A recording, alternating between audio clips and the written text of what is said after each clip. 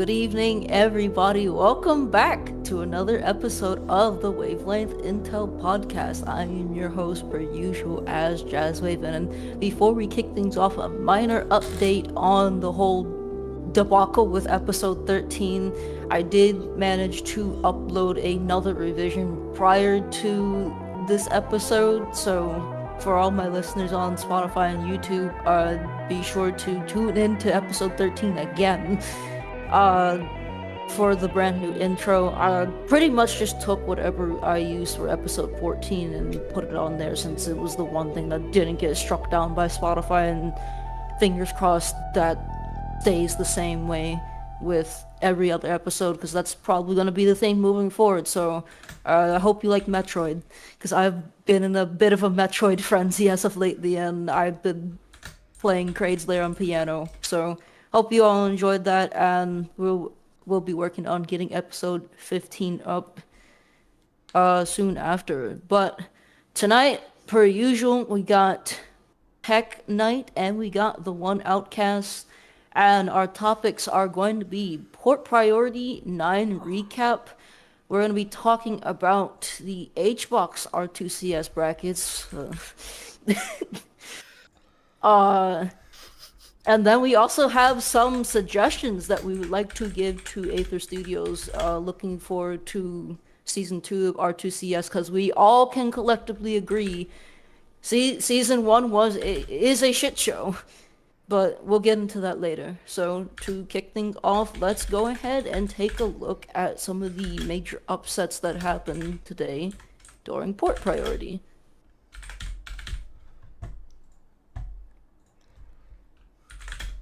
Alright, so I don't believe there are any notable upsets in pools that happen. I could skim through it a little bit, but I think we're fine. A lot of the major upsets started to come in through top 32. Well, is Salt Durai considered an upset? Seeding wise, yes. Since she's quote unquote newer, even though she's been on a hell of a grind and very impressive.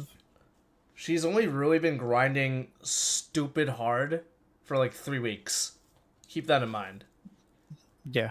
So it's like, bro. She went from like learning for like a month, being like, oh, okay. And then after that, it was like she was playing during the beta. She was locking the fuck in. Yeah, like she played during the betas like everybody else did. Yeah. Like worth their salt and plat fighters. See what I did there. But no, like she only really started that grind, like you said, like a month ago, and yeah. Like it's crazy seeing like her playstyle translating into this game. Yeah, I really hope she starts to focus more on Rivals 2 based on like just all out of like all the shit that we talked about with Smash last week. I'd really like to see that transition come this way, and I'm also selfish. I just want us to have more players here. Dude, fun fact though, like not just to harp on this one player for a bit, but no, like she straight up like she fought Debrick in ranked one time, and then I brought up that he was an Evo champion. I was like, wait, was that Evo? And then like she just started looking at tournament VODs of R1, and then she was like, man, I should have gone into this game. Yeah. And I'm like, god damn it, bro. Yeah. God damn it. Whatever. I was a little choked, but whatever. We move on. I tried to get her to look at some pity clip dumps. She stumbled across one without even me telling her. She watched the whole thing up until like the part where Pity showed like the buffs to Sweet Spot Up Air and Sweet Spot Fair. Fair one that Zetter didn't need in one because they were trying to correct hitboxes. Okay, you know what? I'm gonna expose a little bit, like not to get detracted, but like this is a piece of lore. There's a player, right, who pointed it out to the devs that hey, Zetter's Fair doesn't match, like the hitbox doesn't match the animation, and they have the other animation on lock, right? So what they do, they just make the hitbox bigger. instead. Yep. Instead of just swapping out the animation. And we're like, bro. Isn't it the one that was like hitting like below the platform at one point? Yeah. It was Yep. like, bro, why'd you make the sweet spot bigger, bro? This is so stupid. How bad could it be? How bad could it be? What? Now it matches. Now the hitbox matches the animation. What's the problem? Bro. But yeah, all Zetter stuff aside, really happy to see Salt perform very well at court priority, especially here. I know one of her struggle matchups right now is Loxodont. It was a double upset, actually. And in Purge, she actually lost in losers to Evil Nardwar, so this is a run back from Purge that she got a 3-0 to boot as well, so... That's fucked up. And you know what's crazy, too? Like, fucking Evil Nardwar is the person, like, notable for, like, playing Sentry locks, where he just sits there, fucking just throws out hitboxes, waits for you to make a mistake when you approach him. So, that's crazy to me that Salt, like, just beat the daylights out of Nardwar. Wonder if that was streamed. I don't think many losers sets were streamed up until the top 8 qualifiers. Yeah, okay, that tracks. Well, I know, like, for pools, yeah, they would have people, like, as soon as they would lose, they would be like, all right, you're back on stream for your losers run. I mean, I think that was just the one dude. No, because it happened to... it happened twice? Yeah, it happened to No Thigh, and it happened to, oh my god, the name escapes me. Shit. I can't remember the name, but because I remember I was like, wait, No Thigh just got done playing, and then it happened with somebody else. I remember, like, we were talking about that. But yeah, that's crazy. And then, what else happened? Ron Elkies was another one. Yeah, so I did not get a chance to see this one, but this is a pretty notable upset here. Elkies beating Ron in a Game 5 set. Let's go, Yo-Yo Girl. We also have Keep beating Ion. And, understandably so, yeah. Fleet Crag, not the greatest matchup ever for Crag, but we did see later on in the bracket that Ion wasn't doing too bad with the Crag into Mystery Soul. More on that in a little bit, but Ion opting to go Ollie in this matchup, understandably so. Keep managing to take that also in a Game 5. Ion losing to the doohickey. Not the fucking Prism the controller. Number of names that Keep's Prism was given is so funny. The doohickey, the triangle, the pyramid, the thing. Well, here's the thing. So yeah, no, like, for those that don't know, like, I'm pretty sure Keeb was like a melee peach. Yeah, Keeb was a melee peach. And boy howdy, that messed up his hands to the point where he has to play on that controller. Like the prism controller. Like, if it helps anybody to remember what character Keeb played in Melee, just know that Keeb played Palm in Rivals 1, so... Oh my god, that also did not help either, by the way. It didn't, but hey, that's only one of like 2 notable palms that we had. The first that we saw that was one after the other was Nardwar and Gengar, and then right after that was Nardwar Always. God damn, bro. the protagonist. Like, they were just like, yo, sit here, bro. Sit here. He's the protagonist, I guess. Shit. Well, the same thing happened to No Thigh, and it happened to someone else in here. Okay, what was another one? No, Sophie Corncycle I don't think is an upset, but I do want to say, has Sandstorm ever beaten Sophie I don't think they ran into each other. Yeah, I don't think so either. No, but with Sophie Corncycle, like, Corncycle had Sophie's number for a little bit during Hop On. So that's why I'm like, oh damn, dude, 3-1, Jesus. Yeah, online and offline obviously being 2 different entities, but hey, did not matter for both of those players at all. Still really strong players, no matter the platform it is. But this is also interesting to watch. Sophie Sandstorm I would encourage people to definitely watch recommend that watching set. it. Yeah. Oh, just Yo. to interject, my mistake. It was so the stream was also Recupid Abraham, Mm-hmm. and then right after it was Furret Kimona, and then right after that they had Recupid come back on for Durai. That's probably why, because that was probably to get out of pools. So that's probably why I was like, dude, why are the same players just sitting here Yeah. again? Like, You know with all these what? That makes... so yeah. But Nardwar was back to back, and I'm pretty sure Nothai was also back to back as well. I need to type back. Gotcha. Not that there's like really anything Then wrong with it, but it's just like, I don't know, it's just kind of off-putting. Yeah, I get it. I get the feeling. Yeah. because like you barely have much of a time to take a break before your next set, Yeah. right? Yeah. That'd be pretty awful if that happened to any of us. But I hope that the people that did have to go through that were at least are all right for the most part. Yeah. Okay. I mean, some people they're kind of about it, you know? Like, Yeah. I've had to run sets like back to back to back before. They're like, "You ready to play again?" I'm like, "Yeah, just sit them down." And I went on like a hell of a losers run many moons ago. But No, I feel that. in terms of like streamertainment, you gotta put another set up there.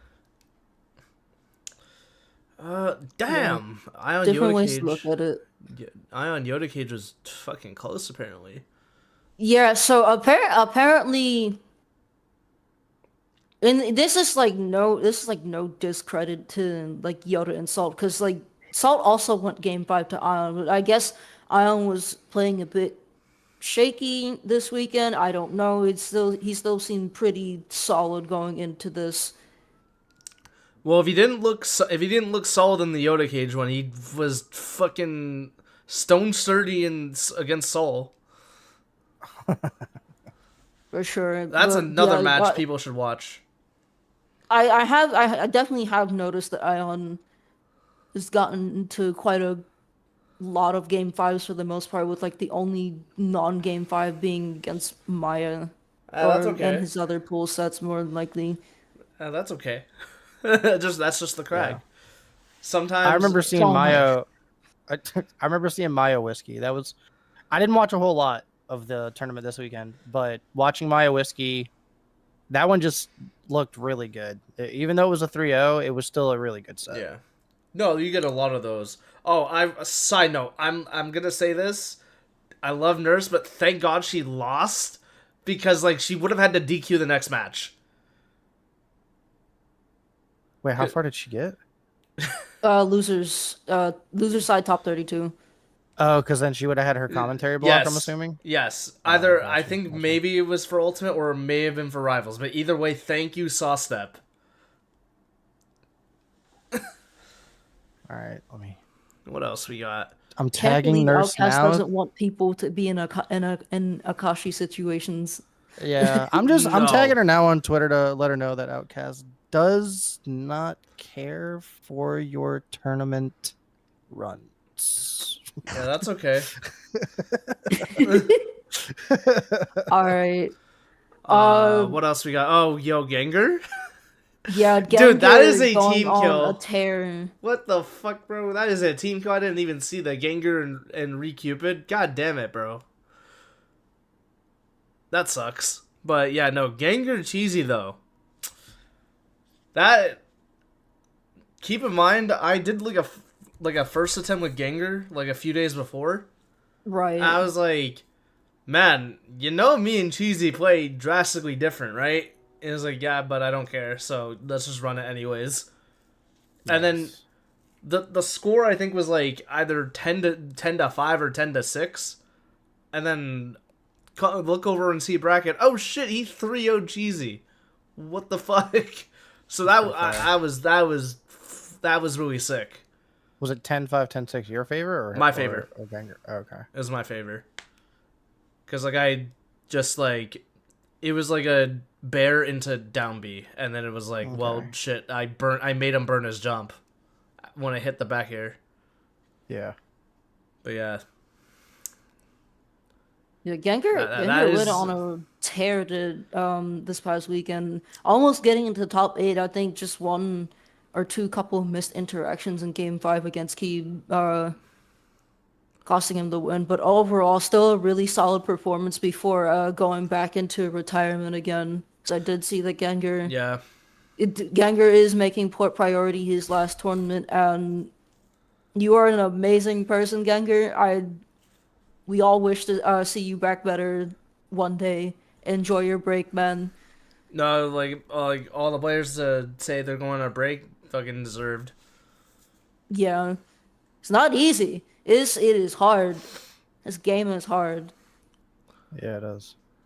I'm surprised Pikmon didn't get a little further, but I get it. That's the oh my god, Yeah. I just realized it's Sly. God damn, bro. My guy hates heavies. Yeah. Yep. All right, well, last but not least, we got Mystery Soul over Ion. Soul going Fleet Galvin Go click the click entire it. time this tournament and managed to punch his ticket into loser side top 8 by winning. Let's see what games like each person went for Soul. Yeah, like for that set. Okay, he went Galvin for one game, but that one game was like literally like he got his ass beat game 4. So it was like nah, like I personally think Galvin Crag is even, and I guess that was enough for Soul to like take it. Possibly. Because it could also be unfamiliarity. I know when we were watching this earlier, you were telling me that somebody was telling me that it could also be just like matchup unfamiliarity because nobody's gonna see Galvin at this high of a level. Yeah, and Soul was like pulling things out of like a magician's hat. Like even character familiarity, it's like no, you're still getting hit by this shit, bro. Even in Soul set against Cake, we saw that Galvin took Cake to last stock game 3. That was definitely doable. So yeah, it's literally the best player of like as of right now. At least like a top 3 player. I want to see where. Are you a human, Jazz? Huh? Are you a human? Yeah, I'm human. Are you? Source? I Source. Thank you, Cloudflare and Star GG, for being dog shit. Yo, actually, I just wanted to go back and see what other sets Soul played Galvin in. Yeah, you're right. It is Smash.gg. This shit will still never work.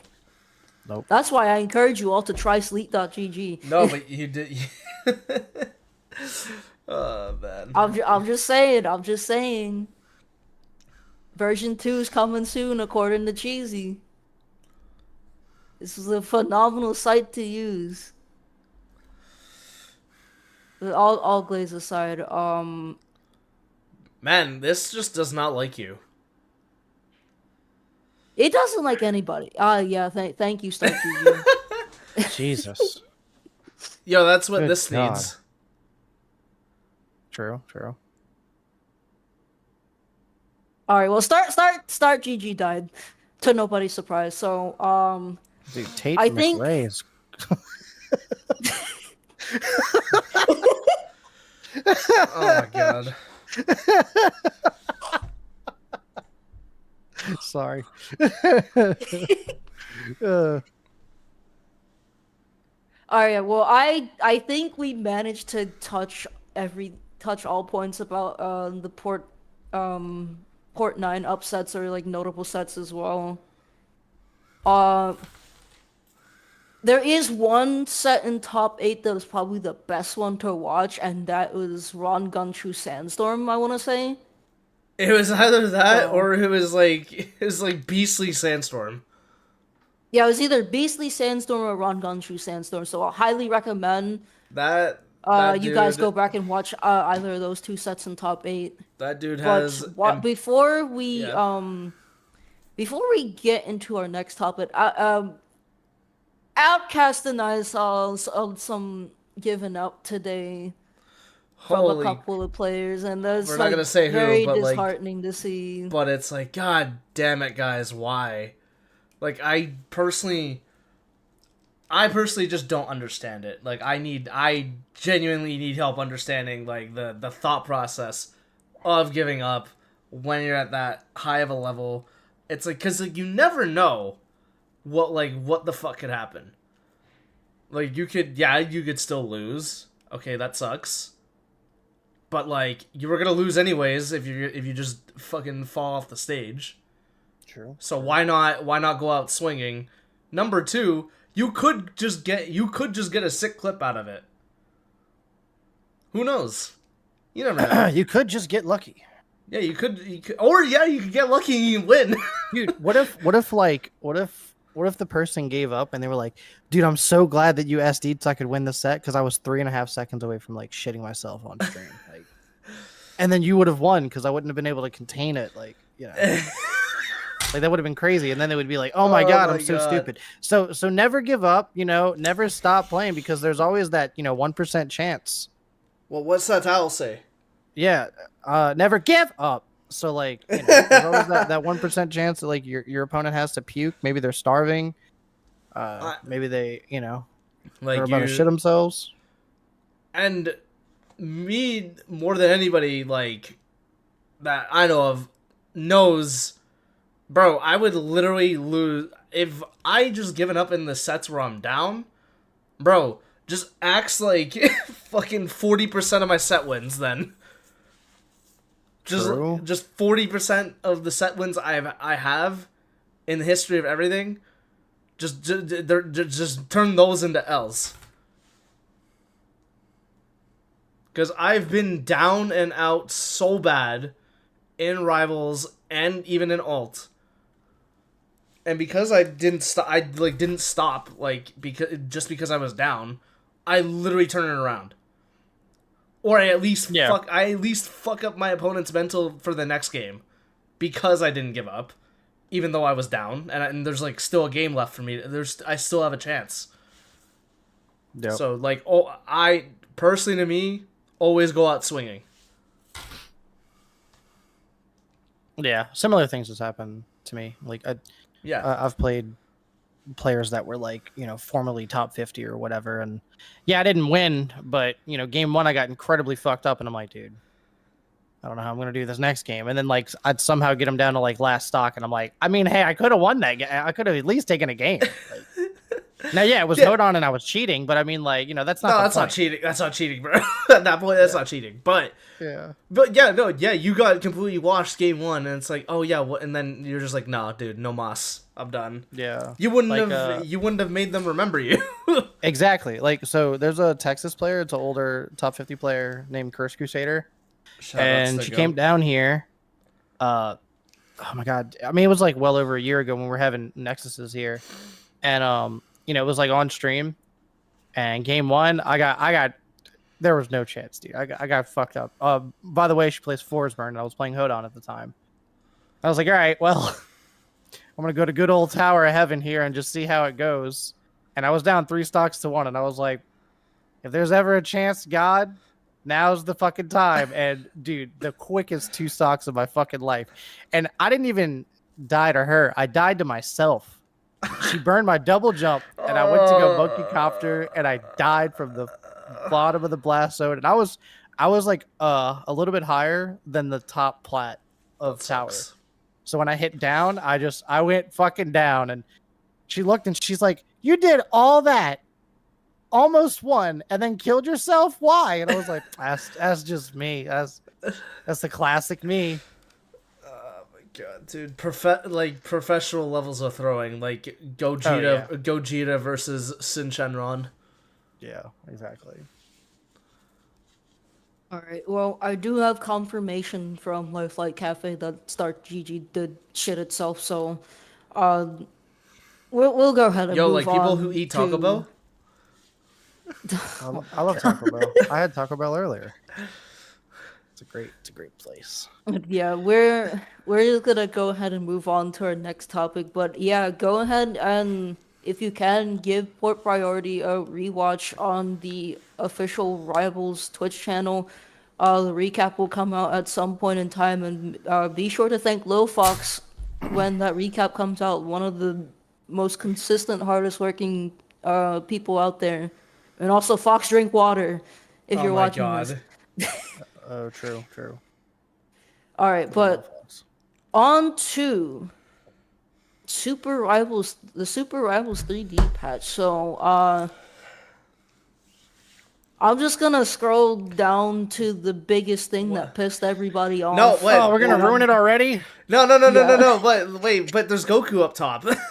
Dude, it started off so fire. It started off so sick. I was like, whoa, this is all great. And then we see Goku, yeah, and then Orange Raster, yeah. Hey, it's me, Goku. Oh, orange raster when it's red. But yeah, we got It Goku says Rano. orange on there. Me when I'm orange. I don't know. We got Goku low poly Rano, but also most notably Rano's low poly model got an update to it, and it looks much cleaner from its original rendition. There's probably some before and afters out there if people want to find it. If not, I can try and see if I can get those up. But Generation Rano looking a lot cleaner. Oh my god. Yep, now it's a 4K polygon. Okay, we also got Champ Orcane. Down to the bottom. Yeah, sorry, I am like scrolling everywhere. We got my only thing with the new low poly skins is that a lot of them are like really close to their default skins, and I personally didn't mind the low poly skins not being so close to their default ones. I think if they wanted to do like a 1-to-1 default skin thing, that would be fine for each character's plush skin. Which they already did with Orcane and they have done with Zetter, but Zetter, we're still waiting for that plush to come out. Yeah. This stage skin is really good. And I've heard a lot of people say that they wish that this was the art direction that the devs went and was just low poly everything. Now, my take on this is that while I do believe that low poly would have saved them not just time, but also money and resources. But it also comes down to marketability, right? If the devs are going to market a low poly 3D game, is that going to get a lot of traction to a larger audience? Because remember, for the most part, they've been marketing towards like Smash players as opposed to FGC players. Is this the type of thing that Smash players want to see? I don't even think like FGC players would like be. They would be more on board, but it's like they'd be like, "Yo, this shit looks like Tekken 3. What the fuck? This shit looks like Virtua Fighter. What the fuck?" And then they'd play. And then for Smashers, you would just say it looks like Smash 64. I think this gives it way more of a personality, though. To be completely honest, it gives them an identity. And I can also see that, but it's like. But at the time, though, like people like we have that perception of like, man, FGC does not give a fuck about plat fighters. They don't give they especially don't give a fuck about Smash. What makes you think they'll give a fuck about us? That's the perception at the time. So if that's what the devs were thinking, and that's why they axed the low poly, then that is perfectly reasonable, because hindsight like is a gift. So yeah, I mean, you have a point. You have a very valid point. Like you're right. Yeah. But because then at that point, everybody would have felt like, oh, this does look like Rivals 3D, because that, and then it also hits that nostalgia factor. That everybody would be like, whoa, what the fuck? That's crazy. Bro, and oh my god, crazy thing too is like we would have probably had fucking easier balances because they would have had more people. But again, hindsight is a gift. that we never have. Yeah. Like in the moment. Yeah. I do wish that if the devs are like trying to find like ways to like help lower end machines run the game, I do think that just like default to potato mode. I feel like going low probably might be the direction, but again, that's another thing that I'll take like time, money, and resources. So we don't know exactly what they could possibly do to help out the lower end machines. Get the person who did the potato mode and get them on the fucking team, and then just do that. Just have it as an option. Fair enough. Broad audience, it was okay. Yeah, exactly. So like, it just needs to be integrated at this point. Yeah, like it's like, and it's such a good idea that should have just been in the fucking game, dude. There's like things I'm willing to like defend the devs on. This is not one of them, and like the next thing coming up too. But before we get to that though, I'm gonna acknowledge Goofed real quick. It's dope, but it would have ran into the same. Yeah, referring to that, if low poly was the direction, it would have just ran into the same problems as R1 because broad audience fucking hated the pixel art. I like the pixel art. Everybody here likes the pixel art, but we are not everybody. It's also funny that like after we go to 3D, they're like, "Man, that pixel art looked so good." Yeah, where were you? I wanted to that's so stupid. I wanted to break Windows. You have no idea. And it comes from those same people who said to fuck the pixel art in Roll 1. Yeah. That's why I'm bitter, bro. I personally feel that this isn't really talking about the pixel art to like 3D stuff, but this is like back towards like the potato mode, because I just got to get this out there that like, dude, maybe every one of us here in chat or whatever, maybe we just need to try and blow that video up more and just constantly tag the devs and then get these people in contact, because like, who fucking knows? Maybe the big December update patch would be like now featuring fucking potato mode. I don't know what it's gonna take. I don't really know coding like that, and I don't know all the other bullshit that comes with it. But like, it's gotta be a function to where it's more accessible to players, to where they don't have to lug around like fucking PCs. But Melee lugs around those CRT. I don't give a fuck. Like we are not Melee. We are actually employed. It's got to be fucking more accessible, man. Like some scenes could be bigger if they had more setups. Because some places only have, if they're lucky, like 3 setups with their scene, and then they have like a 20-person tournament. They're like, wow, this is gonna take forever. Like TLDR, we are broke. Please make this shit more accessible. Pretty much. Not all of us can afford like just a fucking 2 to 3K gaming PC to run this fucking game, because it's not optimized. It's just one. That's just one PC, by the way. That's just one. Yeah. You want to like, you're gonna need a fleet of these. You're gonna need like 6 minimum. Yep. In case you do have that 20-person local. Even then, that's still gonna take a while. Rushdown was able to do it. True. Good point, Goofed. Yeah, they had the foresight to not use Unreal Engine. Yeah. All right. Anyways, okay. We can just blitz past these. Yeah, fucking finally, Cruz having local. Slipstream Showdown, Squad Strike. Let's go. Yeah, should have been there from the beginning, but I digress. Champ Arcane looks pretty nice. Champ Arcane is probably one of the better champ skins, but I have to see the other alts. But the unfortunate thing is like he doesn't have any like jewel like emeraldy like they could have made his belly the fucking jewel. Yeah, they could have. Or like if Bubbles were, I actually don't know. I haven't bought this one yet, but like I didn't either. If Bubbles were like emeraldy or something, like how Lox's axe is, even though that's a weapon and those are liquids. We'll see, or we can have like an Arcane main in chat confirm. I could just buy it real quick. Oh yeah, look at this dude.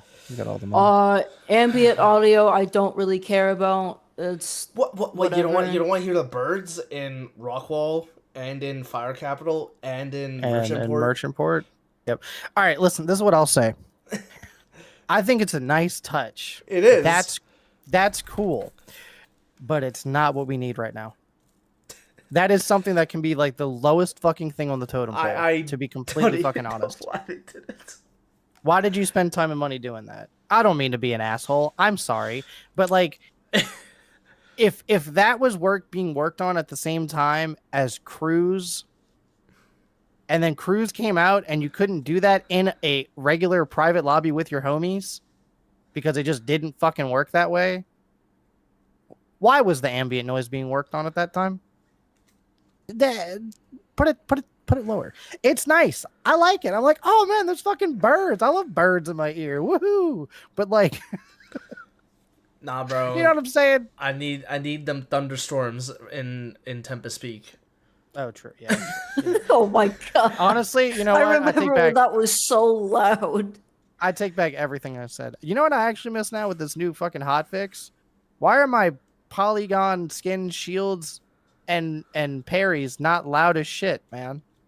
Yeah, they enjoyed it. They took it so down. Loud. They took it down, and they're probably gonna like put it back in the next patch. That shit, you shield. I love that. I like so that fucking shit, bro. sick. I like that shit, but then again, I don't have the game cranked up to 1,000,000, so that's just me. Midnight Locks. All right. Yeah, that's cool. Midnight Locks is the best midnight skin I've seen so far. Changed my mind. Crag. Midnight. Yeah, Crag is up there. Like Midnight Crag. from My Hero Academia. I would put Crag at like 2 or 3 personally, because like what we got Olympia 2. Is yellow smoke? Motherfucker. Is Yellow Smoke Clan Forsburn supposed to be a reference to something? I have no idea. Yo, I don't know. He doesn't have a chain. Kill Bill, but not Scorpion, but not. Yeah, I was about to say, like, bro, he doesn't have a chain, so true. He's safe from NetherRealm and Quentin Tarantino. We got Black Spotted Ollie, which is Ollie's level 50 skin. I have not really seen many people use Spotted Ollie, so I don't have much of an opinion on this, but I think this is pretty solid. And then Orange Axolotl Orcane.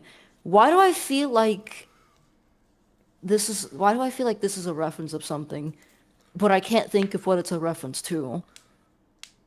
I don't know, but it's like, wait. Oh? Hold on. What? Who's that workshop character that was on all fours that had the lava effect? Oh, Rhyolus. Rhyolus? Yeah, what if it's a Rhyolus effect? Dude, no way. Wait, that'd be crazy if this is a Rhyolus reference. But I say that because Loxodon's giraffe skin is a clear reference to fucking Sweat Lava. I mean, that's just true. You can't fucking deny that. I will not be denied. But like, oh my God, that Rhyolus might actually be the reference here. Dude, and before Rhyolus is the fucking fire character. Oh my God, that'd be sick. Jazz, you gotta put that picture up so people can look at the pixel art and go, oh God, oh. But then be like, oh wait, it actually looks cool. Let me see if I can find. Oh my God, I'm just padding because like, bro, oh my God, what, dude, the next thing that's up, we already know. Yeah, I know. We're all dreading it, like Metroid Dread. Well, except Metroid Dread's actually enjoyable. This is just sad. True. All right. Well, while I go find Rhyolus, it just hit me. Why does quote unquote orange low poly raster remind me of Kazooie? Wait, wait a minute. I think that might be. I stared at the skin for a bit. I was like, wait a minute, is this supposed to be Kazooie? I think they're just throwing in references at this point. Maybe. At this point, because like what you pointed out, attack, like Smoke Clan, Forsburn, Scorpion, but not. I'm like, oh yeah, pretty much. Yeah. And then you just said Rhyolus. I'm like, wait, hold on. And then obviously, yo, look, it's me, it's Goku.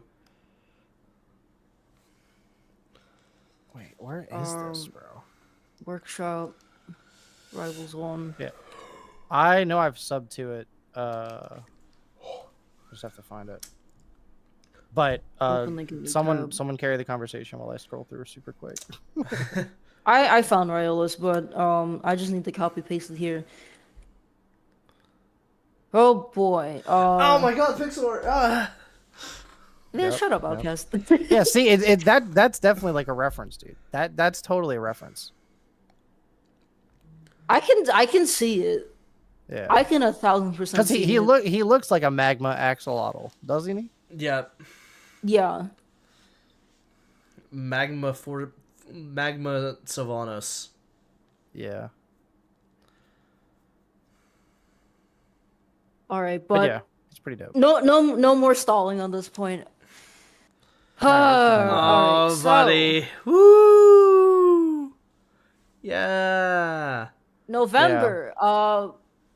Mentioned on previous episodes that the latter half of R2CS is going to be pretty stacked with back-to-back events. This is not what we meant by this. So, obviously we had Port this past weekend. Thank God we no longer have an HBox Online qualifier in 3 days. And then next weekend we have Heatwave 8. Do the devs not realize how fucking disrespectful it is to their own homegrown grassroots major to just shove a voucher to GX3 on a Wednesday again? 2, why is this still on a Wednesday? Or why was this still going to be on a Wednesday with something important on the line when people have jobs? Come on, guys. Have you not learned from the first 2 times that you've done the HBox qualifier? Not even the second time, the first time. Why did we have that on a Wednesday to begin with? We're on the 3rd time though, so that's great. It would have been on a 3rd time, but we'll get to that. But like, Tack, you wanna take the floor away? Yeah, I'll do this real quick. Like when you're looking at this, right? When you're looking at this, there's so many fucking issues. Let's just take away the Wednesday thing just for a brief moment here, okay? We have 2 tournaments back to back on the weekend, right? And higher level players that travel, like Cake Assault, that's going to literally everything. Do you really think he's gonna compete on November 8th and 9th, then win, then fly home to relax for a day and a half, to then practice, if he even rests for that long, to then practice for a qualifier match just to get more points, because why the fuck wouldn't he, on the 12th, then leave the next fucking day because, hey, spoiler alert, most high-level players leave on a Thursday in the morning to fly to their next destination to get there like Thursday evening or night so they can be prepped for Friday, even if they don't have fucking Friday pools or whatever. Even though Heatwave 8 is a 2-day event, or no, it's a 3-day event. I'm ugly, but like it would be doubles, so he would literally be sacking doubles. Yeah. So like, but he loves doubles. Bro, that's like, hey, you want to burn yourself out real quick? Why don't we just do this? Because there's no time in between. But then you bring, like, I'm bringing that Wednesday factor back into it. You're going to compete. And if you're on East Coast, you're fucked because you're competing until like 1 or 2 in the morning. It was 1:30. It was thank you, Zeke, for like getting that fucking stuff out there. Zeke was crashing the fuck out. He didn't even read the rest of the patch notes. He just cut stream and he was like, fuck it, I don't want to play this game anymore. And I was like, I know something's wrong if you boys crashing out like this. Yeah, and there is a serious problem if you had Zeke of all people, and who's like the nicest fucking person. You had Zeus tweeting everything. They're the greatest person I've ever met. Yeah, and it takes a lot to make Zeke crack. Yeah. So then we just go, okay, what about the West Coasters? Well, the West Coasters can't even get there in time because they're still at fucking work. They're at work or at school. Who is this tournament for? The poor people that can't afford a PC to run the fucking game anyway? Who is it for? Sorry, not sorry. But so then okay, it's East Coast bias again, maybe. But then they're like, oh man, I'm glad that I got done with this tournament at 2 a.m. Now I get to, oh shit, I can go to sleep now, get up at 4, and then get to my flight for fucking 7, so then I can go to fucking Yeet Wave. What? Hello? Where were you? Boy. It just feels like it just came out of nowhere. Yeah. They were like, oh yeah, we're announcing this tournament less than, exactly 1 week or a week and a day, whatever the hell it is. 8 days. It was 8 days. 8 days. 8 days before it happens. And I'm like, you had more than enough time to. We have gone. How long have we gone without like a really massive Rivals 2 tournament? Like a month. Because we didn't really cover anything on the pod for that. We even took a break and we didn't even really have that much to fucking cover. Yeah, because we timed it. Yeah. We timed it. The online qualifier could have been done then as like, and you could even like disguise it as like, it's kind of the off season, not really. And we have the online major for you. Not, all right, we know you guys are busy. But what if, you could play in 3 tournaments within 1 week? Wouldn't you want to do that? No? Why not? That's 3 high-level tournaments within a week. That's crazy work. That's crazy. And like one of the biggest things as to why Zeke was crashing out, other than it not making sense to do that, but it was like, it's because like the top 5 that get the voucher, they are neck and neck. Oh yeah, that was so it's like, yo, yeah, I forgot about matters. that. Thanks for bringing that up. That's a crazy fucking thing, dude. Oh man, it's an online tournament, man. It doesn't matter. No, the fuck it doesn't. They made this shit matter because now top 5 get a voucher to Genesis, not just 2 people. Not just 2 people in the top standings, and like a third person. Like if it was like, what was it? It was like whoever has the most tournament wins and who accumulated the most points. It was like some shit. It was some shit like that. That was for Roll 1. Familiar on everything because I can't remember. Guard was able to go because like he accumulated enough points. Yeah, but that's besides the point. That is crazy, and we all collectively said as a community, it's like, okay, HBox, it was cool to be part of Coinbox for these last 2 times. At least we had a month in advance of like that this shit was happening and that you guys weren't going to change it. But please, for the love of God, no more weekday brackets. And then Aether Studios just goes, hey, remember that thing you guys didn't like? Yeah, let's run it back. Let's run that shit back. Yeah, and the crazy part is we called this shit like ages ago. We did it. I even said that this was a horrible idea after the first one. And I said this in Zeke's server. And I got told, oh my god, you got flamed. Because I was being repetitive or something. When I was right. No, it wasn't even you being repetitive. It's like, guys, you gotta be okay with the exposure. Wait, okay, if the exposure is burning our players out. The exposure is us bending our asses over and getting fucked by HBox's timing, then that's not exposure. Man, that does not sound like a good time. That's not exposure at all. That's gaping. If the exposure is burning out our players and like annoying the shit out of our viewers because it's like it's gonna end at like 1 a.m. for the for East Coasters, then it's like, bro, that shit is not worth it. Yeah, it's not. So I want to play devil's advocate for a quick second here. Okay. But this is like really hard for me to, because I usually do. I try and combat y'all whenever things happen, right? So let's say this is for the exposure. We're doing it for the exposure. We're doing it for the the light that is HBox so that we can get more fucking players. It hasn't worked. It didn't work. Our numbers are still the fucking same. And you could argue, well, he's going to be streaming it for like, what, 6 to 8 hours or whatever, right? 7 hours. But does HBox even make a fucking video about this? Does his editor go and cut everything up and do that for each coin box tournament? Is there is there a VOD YouTube channel? Is there a highlights? I know that we've seen, you know, HBox Ultimate runs, right? Where he's like, oh, I can fucking lock in, I can fucking do this. But the problem is that's all about HBox. Not that there's anything wrong with that, because that is his YouTube channel. But so we should be thankful that he's playing in our tournaments, which is nice. But it's not showcasing the highest level players. That's no disrespect to HBox. He's a great player. He's a god. He's done all the fucking accomplishments. But he's not going to be sitting there going toe to toe with fucking Rangunchu, with Cake Assault, with all these other players. Like, that's just not happening. Unless he like hunkers down with fucking Rapster. Yeah, unless he really sits there and says, you know, fuck Melee, which he never would, because he's doing this whole cash box thing specifically for like Melee and Ultimate.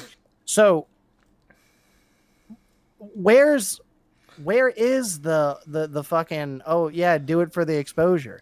We're not getting exposure from getting a YouTube video out of it that's going to get 20k views possible, or like just outright because he has so many fucking subs. And even if it happened, it would just only be centralized like for him, like showcasing him playing the game. Once again, not that there's anything wrong with that. It's not showcasing our players, which is the point. Then also, to piggyback off of that, whatever tournaments or whatever sets are on stream, most of the time was fucking Spargo. And that's only because he was an Ultimate player. And that's no disrespect, because I'm glad that Spargo plays this game, because he showcases how good Claren can be. But when it's like in pools and top 32 or top 64 or whatever the fuck, and 3 of the fucking sets are Spargo, I'm getting sick of Claren. Why? Why? Oh, I don't know these other players or whatever. Even when there was other sets on there between other players, HBox would always have like Spargo in the corner. We get it, man. Spargo's good at the game, but we're supposed to be showcasing other people that aren't just Spargo.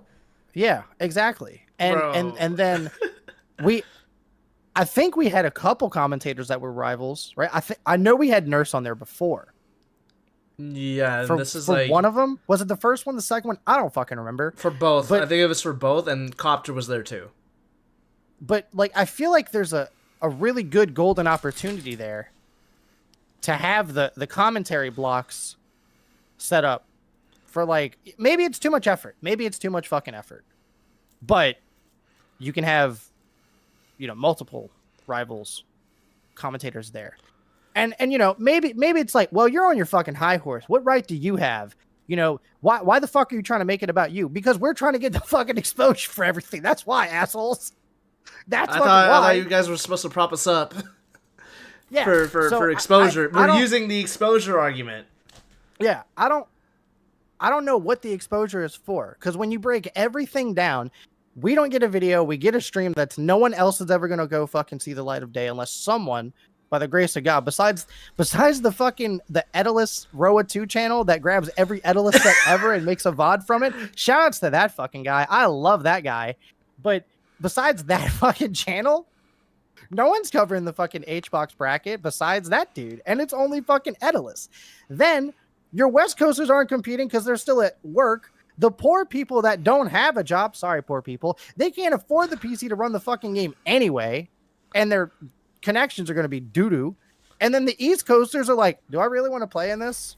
I do need the more points, though. I don't have enough time to take off of work. I really do want Genesis. Yeah, I really want Genesis, but also the bracket's not over till 2. And if you think I'm conking the fuck out right at 2:01 a.m., you're wrong. And they got to be up at 4 to 5 to 6 o'clock to go get their flight, to go get the heat wave, because why the fuck wouldn't they go to heat wave? Who the fuck is this bracket for, bro? What is happening? I love HBox. That's my devil's advocate into beating the shit out of the devil's advocate argument, but like, I don't fucking... Somebody in chat, help me, bro. Help me understand. We don't understand here, so please help me. And if you're listening on YouTube or you're listening on Spotify, please, for the love of God, like, you can DM me, you can tag me, you can tag all of us, you can put it in the fucking comments of the YouTube section. Fucking help. By this time, like, we should understand, but we don't. That's the problem. I don't get it. Dude. Okay, like, I will say, though, like, okay, Jazz, you go. No, go ahead, Outkast. Because I wanted to point out something that I forget who in Zeke's server mentioned, and yeah, you go ahead, Outkast. My So bad. I want to point out, like, we briefly mentioned it earlier, but like, yeah, no, like, thank God they changed it. But that was because HBox ran a poll. It took the man himself, because he saw like people were just shitting on this. It's like, yeah, rightfully so, but the dates were okay. Yeah, you have it up. Nice. Yeah, fucking Tuesday, November 18th, 8 p.m. EST. Yeah, fuck that. Or Saturday, December 20. Yeah, we're not doing Tuesday because that's Taco Tuesday. We don't run tournaments on Taco Tuesdays. No, but okay, who are the 17.8% of people voting fucking Tuesday? The needers, Outkast. They need it. That's the percentage. Even if it's not, wouldn't count for the circuit. This probably would have been like a regular cash box, but the prize is the GXD travel. Okay, if like. Again, Zeke pointed this out earlier. The only reason why we're pissed off is because it counts. It matters. If it didn't matter, we would be like, oh, hey, this might be a cool thing to compete in. Fuck it. Yeah. Like, you know what I mean? But... it would have less weight. It would have way less weight. It would not even count. Like... well, I meant in terms of, like, this being a tournament to play in. Yeah. Not because of the circuit. Oh, just because, like, having the right to say, like, hey, I won a cash box or whatever. You know, people would be like, oh, yeah, I hold that. Like, that's pretty fucking sick. I got the dub. But that's, like, the crux of the issue. Because it counts, that's why we all collectively crashed the fuck out. Because we said it before. And then Jazz, unfortunately, got flamed when she said it in a Discord server. Like, goddamn, I personally hope that person looks fucking stupid, bro. I don't give a fuck. Like, I kid you not, guys. I got told that we should be content with having a Wednesday bracket from HBox. No, the fuck we shouldn't. like, hell no. Because, like, what Tech said, who the fuck is this for? Because there's a bracket next week. Or on the weekend. This is also a really good point from Goofed. Rushdown made the mistake of paying people that don't care about the game to market it. That's perfect. And and this is like why, okay, well, like I've turned around on HBox because he like had the fucking foresight to run a poll of like, yeah, we should probably change this date. Yeah. So like, thank God for that. So like, that's good. I appreciate that, but this should not have happened in the first place. Exactly. The fact that it was even entertained for a moment. Like, dude. The fact that you were just like, look at all these dates here. Fuck it. What's the worst that could happen? Well, do we have a story for you? Yeah, Zeke crashing out and then Zeus fucking tweeting. Yeah, if you had to get Zeus of all people, and he's a sweetheart. What did Zeus say? If you had to get Zeus of all people to tweet out something, he was like, "That's a problem." He was like, "TLDR, this is a horrible idea." In his own way, that's basically the synopsis. This is not a good idea. Please reconsider. Yeah, that is. I'm like, bro. Whew. And then you had me use my Twitter for once, and Shadow. Yet Shadow uses Twitter. Damn. See. Zeke dropped it. Shadow posted this in our group chat, and I was like, you know, I'm not even gonna reply to this. And if I did, I was just gonna put the podcast episode 11. I was just gonna plug that, but I didn't. I was just I'm so fucking over this. Cause like, bro, I hate the fact that we were right. I hate all of that. Cause it's annoying. Cause god damn it, bro, how? Like, bro, we're just prophets at this point. I don't know. To quote myself for something that I had a rant on and I was right about, but what do I know? I'm a black woman. Jesus Christ, dude, that was not supposed to go on the episode, but goddamn. Well. Oh man. Damn. But like, I'm gonna elaborate on this, like, probably, and it's probably gonna go up at, like, after November, depending on, like, how fast I fucking do it. But I was gonna talk about this in a video, and the main point being is, like, why is it that we always have to claw and, like, bitch and moan whenever we want to get shit moving? Because Zeke said it himself, too. Or Zeke said it themselves, too. It's like, what in their chat, they were like, it was like, yo, somebody said, what can we do to change this? And then Zeke immediately, frame one, said, bitch on Twitter. It's like, I don't want to have to do that every time. We shouldn't have to. We shouldn't have to. You really should. Why? Like, that's the. We should make a note board about it. That's what we should do. Dude, No, not at this point. It just should be automatic. It's like, dude, that's common sense. Don't host this shit on a Wednesday. Why? Like Tech said, yo, actually, all of us, we all need help understanding. Also, where's Off-Brand making the trailers? That's what they do. Where's Off-Brand? Nowhere to be found because Ludwig is nowhere to be found, but apparently in Wisely Wars anyways. Hey man, that's objectively a good thing though. Is Wisely Wars.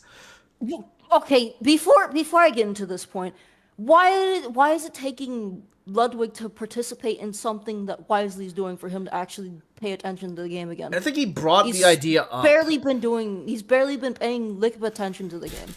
He brought it up. He helped co-publish. He brought it up to Aether Studios and Off-Brand. Was the he brought that idea up.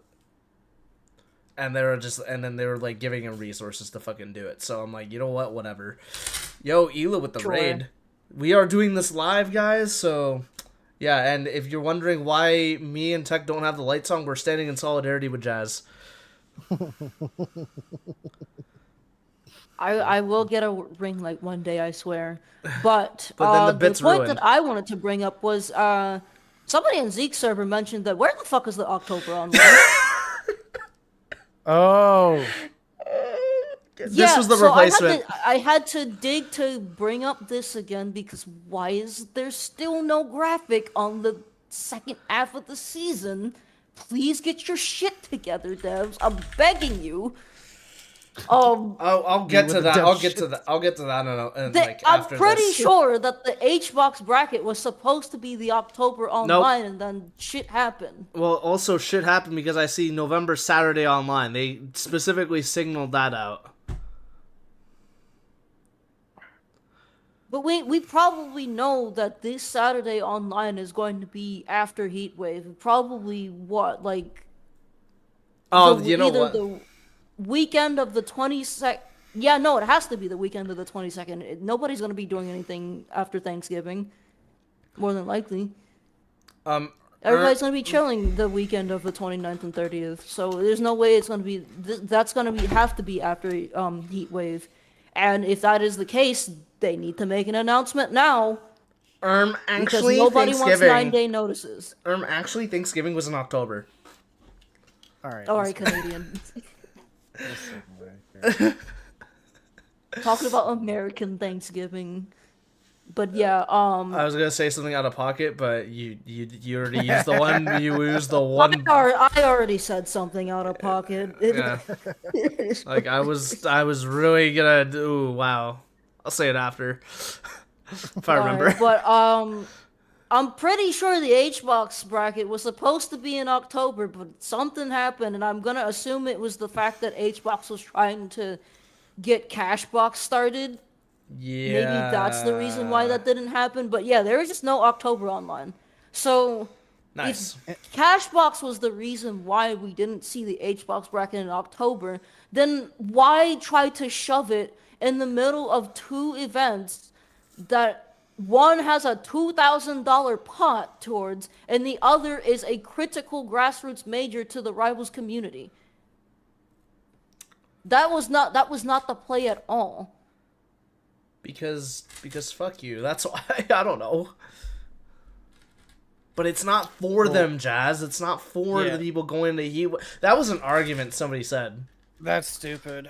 That's so ugly. Yeah, the bracket is not for the people not going to Heat Wave when it's a voucher to Genesis X3 on the line. What type of logic is that? Well, see, they couldn't run the online event for October because they were planning for the dev stream for the Halloween contest. That's why. Okay. Got second, by the way. Yeah, Got I was going to say. Okay, Oh yeah, look at you, Mr. Silver Chef Surfer. locks it on. Look at you. Hi, what's up? Look at you, Silver Surfer over here. That's me. But I don't know. What is this? What are we doing here? What? All of this to say is that please no more Wednesday brackets. My issue isn't more. My issue realistically isn't the fact that HBox is doing these. It's the fact that we're bending over backwards to put these on a Wednesday because Coinbox is on a Wednesday. That should not be the case. Please, for the love of God, from here on out, no more Wednesday brackets. Please just keep them on Saturday. They've always been on a Saturday. Okay, good. You specified Saturday. Thank God. So you want them on a Friday, yeah? No. Put them on Saturday like they always have been. There was nothing wrong with putting them on a Saturday. That is another critical thing, too, that Zeke said, where they said, yo, if it's that much of an issue, I will do it myself for free $99. For the love of God. Put these on a weekend. Do that. Put it on the official Rivals of Aether channel, and then just do a co-stream with Coach Zeke. Yeah, it's not that hard. I even suggested that actually after the first Wednesday bracket. I was like, the Zeke's least that HBox could do on a Saturday, if he's not available, then it's just co-stream the shit. Dude, literally give okay, I guess you wouldn't want to give the stream key. Just have your editor or something do the co-stream. But here's the thing though, Outkast. Twitch just added stuff for co-streaming, so that makes it even easier to do. Well, no. But anyways, moving on.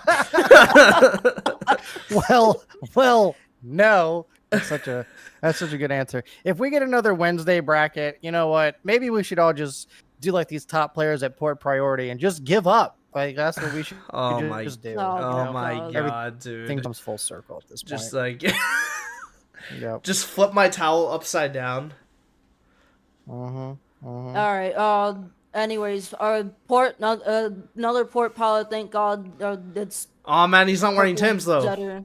Shut up. And then, of course, Heatwave next weekend, we got Baseball Clan. I'd love to see more Baseball Clan skins. I love hearing the Dinger Tipper effects. So hopefully we'll get a lot more Baseball Clan skins and a lot less Lover Zetter skins moving forward and Basketball Ronalds. But before I do move on, naturally, so everybody wanted this to be on Saturday. Cool. This pissed me off. Oh, yeah, because before HBox put out this poll, Hylia and I were in the process of getting ready to announce the Coco Clash 2025, which is a Lifelight Cafe, I don't want to say major, but it's like a big bracket where we have 4 games across from Thursday to Sunday. And we were going to have Rivals 2 on that Saturday, December 20th. But now because HBox is running this on Saturday, it's that steps over us. And the problem with that is that Thursday's going to be last stock that week.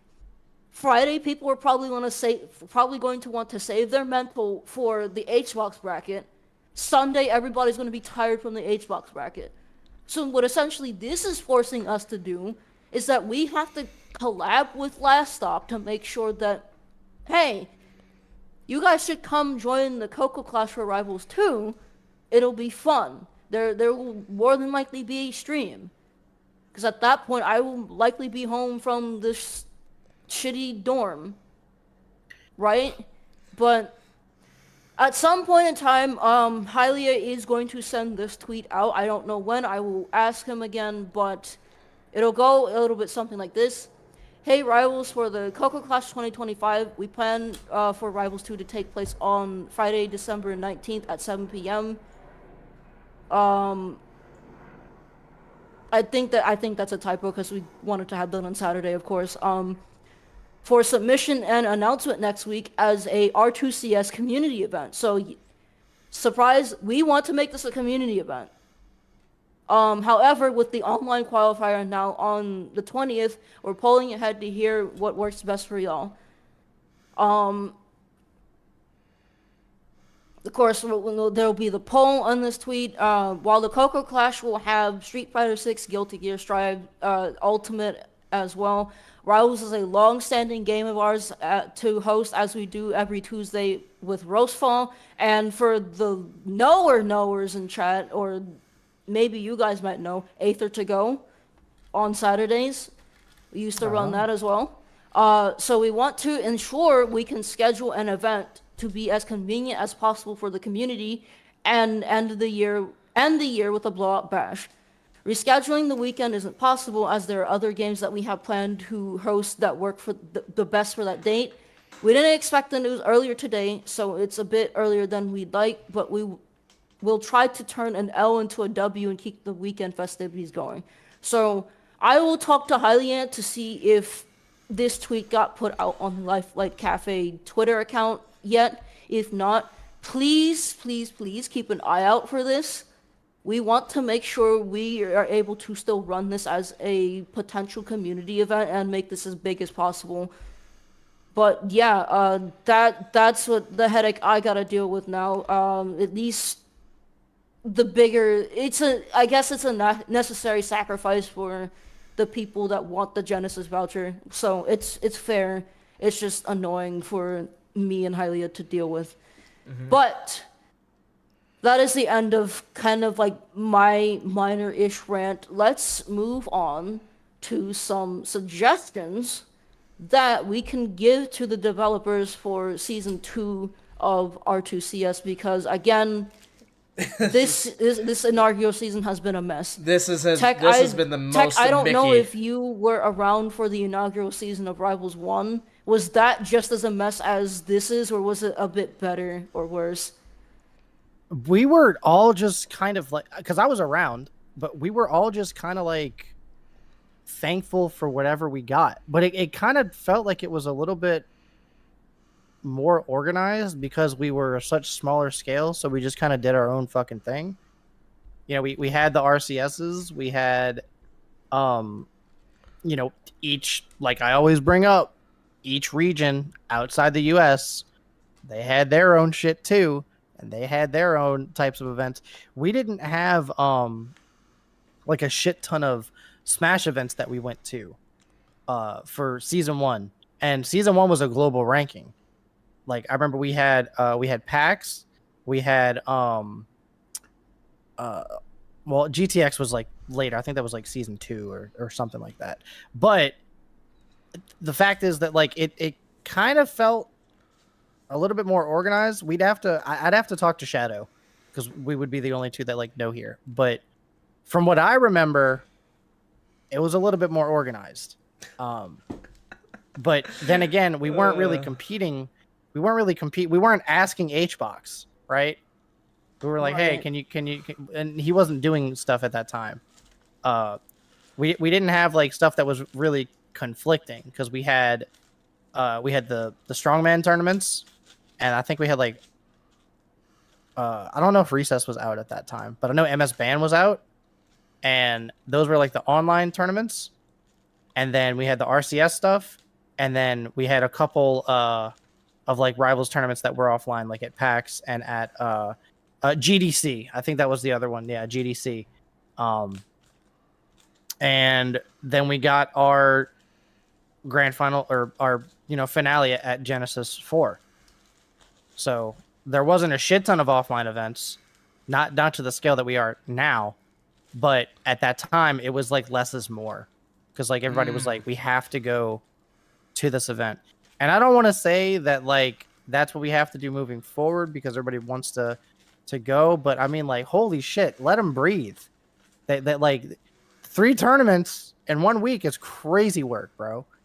That sounds like when we were doing PR in my region for R1 before we moved on to R2, we had a player that was like almost qualified. So I think we had like 8 tournaments or some shit, and like half had to be offline or something.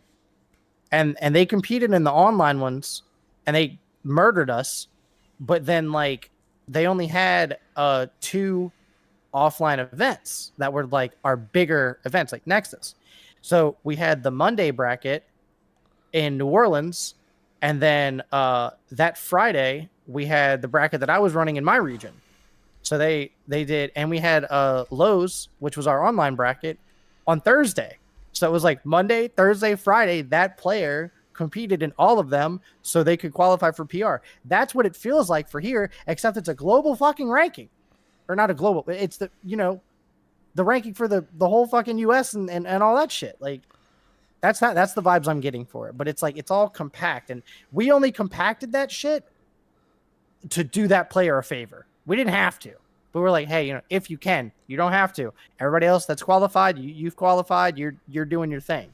But that's why I say, like, who is this for? Who is it for? What player hasn't quite qualified yet that you're trying to help get in for the fucking top 50? Definitely not me, because I only have one offline event. It's like, damn, bro. True. Yeah, this season has been very, very fucking Mickey, bro. It's been such a Mickey Mouse season. Yeah. And oh my god. What the fuck? And it's crazy too, because like it would be the same deal with R1 with like I always had to travel. I always had to travel. I always had to cross the border if I wanted to do this shit. Yeah. Which is like, god damn, bro. I don't know. So, what can they do? that is the biggest question. What can they do? I am pulling up my list of things that I Okay, cool. So we're just padding. Put up. Yeah, I'm not gonna screenshot this to put this on stream, but I'll just read off what I had put down. Suggestions for season 2 of R2CS that I came up with was, number 1, have actual guidelines on what makes an event count for standings, as in the points for the trip to Genesis, and or the actual PR. No, like you're gonna have to have both. Like, no, there's no or in this. Like you need both at this point, because there was still that whole debacle of like, yo, does Fusion Plus count? Well, that's why I'm saying or. It's because did Fusion Plus count for standings, or does it count for actual power rankings? I'm assuming that's why I said it counts. And or. I'm assuming it counts for power rankings because it's not in the circuit. Oh wait, that's another thing too. And what about Hitfall? The devs said that this isn't something that's on the official circuit, but it's something that counts. Does it count what is towards it counting for? Yeah, does it count towards power? Yeah, okay, never mind.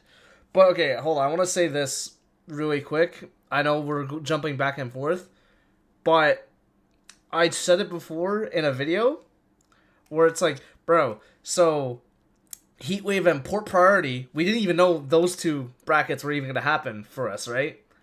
But that's going to end up being sandwiched in between each other. So it's like you need to straight up fly. Like, so let's say you're in Seattle, right? You can just drive to Port Priority and you want to go to Heatwave, bitch, you're going to have to fly.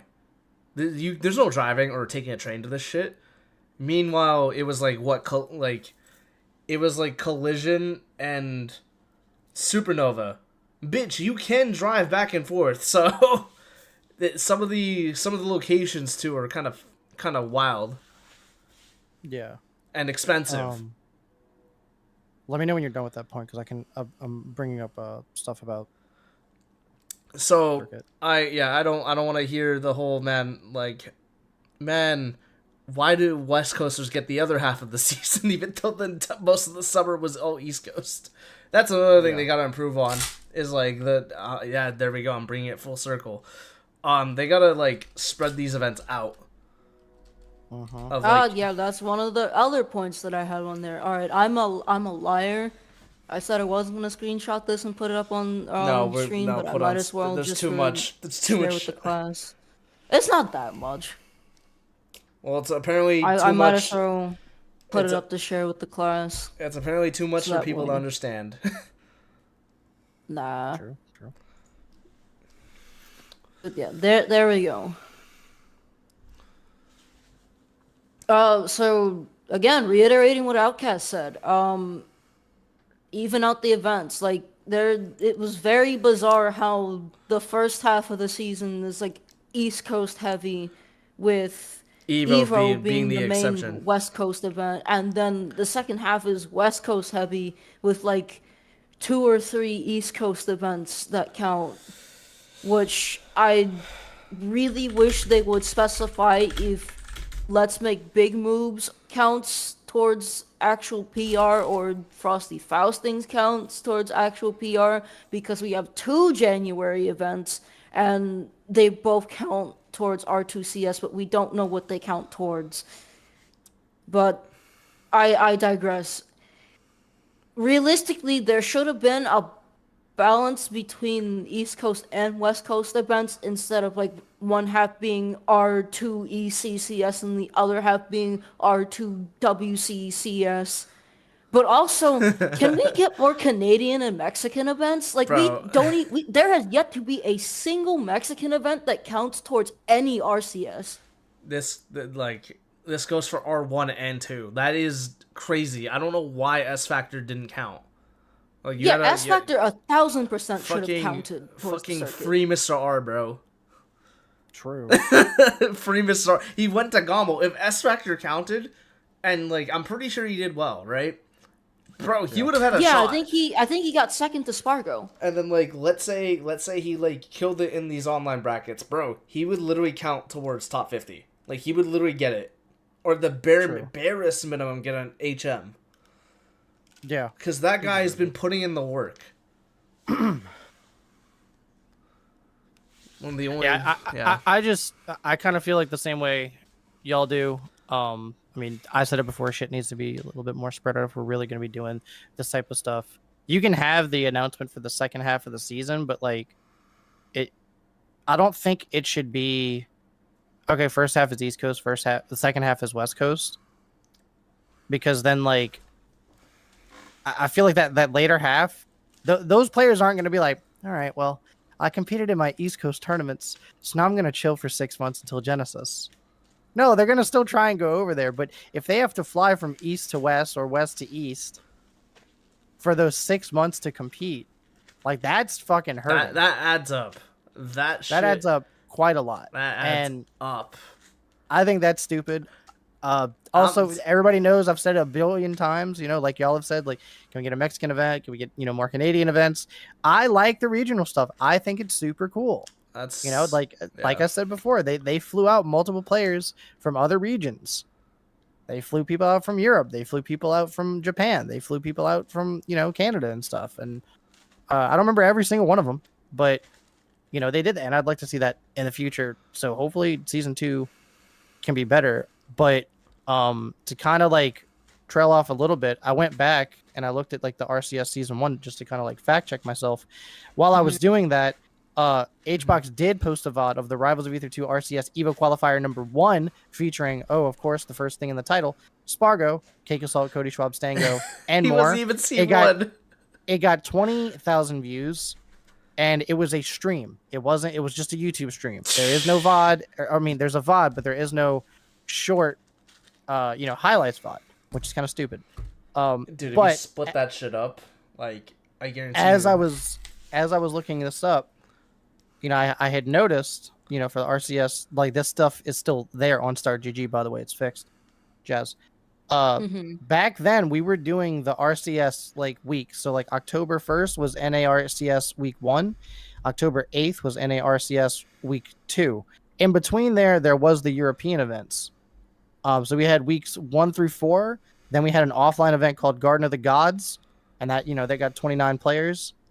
And then we had RCS week 5 and 6. Then we had Guts in November and Rewired in like a week later in November. So we didn't have a ton. This is what I'm kind of meaning. Like we didn't have a shit ton of offline events. We had a lot of, online events. And then Genesis 4 was our, our finale with 115 players. And, thanks to, rivalsesports.com, we have all those as well because they had other tournaments like Rivals at TwitchCon, RCS Prologue, weeks 1 through 3, Garden of Gods, weeks 4, 5, Summit 3, but that was just Smashers, and then Guts 4, Rewired, all the other weeks leading up to that, weeks like 12, and then Genesis 4. After that, for season 2, or this might have just been an off season or whatever, we had CEO Dreamland, and then we had the Road to Shine, which was an online qualifier. And we had Bigger Belk, Low Tier City, Rivals at SmashyCon, Shine 2017, Heatwave, GTX, which is where Claren was revealed. So I mean, like, this is what I'm kind of saying. Like, there's a lot of online events, and I get we have the luxury now of having more offline events, but I feel like they're very compacted. Yeah. Like RCS Season 2, like right after Genesis 5, we had Frostbite, Cold Snap, Smash and Splash 4, Hyrule Saga. Like, it was ramping up pretty quickly. Elemental Rivalries, Shine 2018, Heatwave 2, Taps, Don't Park on the Grass. Oh, yo. GTX 2018. Like, RIP. so. RIP. Yeah. Don't Park. But I just wanted to, say that here during the pod, so if anybody was listening to this portion and being like, oh damn, I wonder if they ever followed up on it, there's your answers. Old Rivals 1 lore. Thank you, bro. Thank you for finding that tech. Yeah, I'm even looking at the very first RCS league on StartGG, and it's got NA and Europe, so anybody wants to check that out, just look up Rivals Championship Series and you'll find all the previous ones from Rivals 1. But to move on to the next point... What's Grassroots League?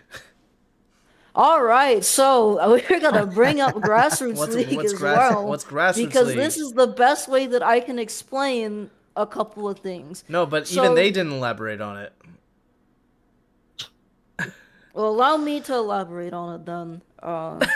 Okay, I'm gonna stop. Stop being an asshole, bro. This guy. Because, like, the reason why I'm doing, like, that is because, like, somebody out there is gonna pull some shit like that. Somebody already did. Yeah, I know. So that's why we're gonna explain exactly what the fuck Grassroots League is, so I can explain myself here.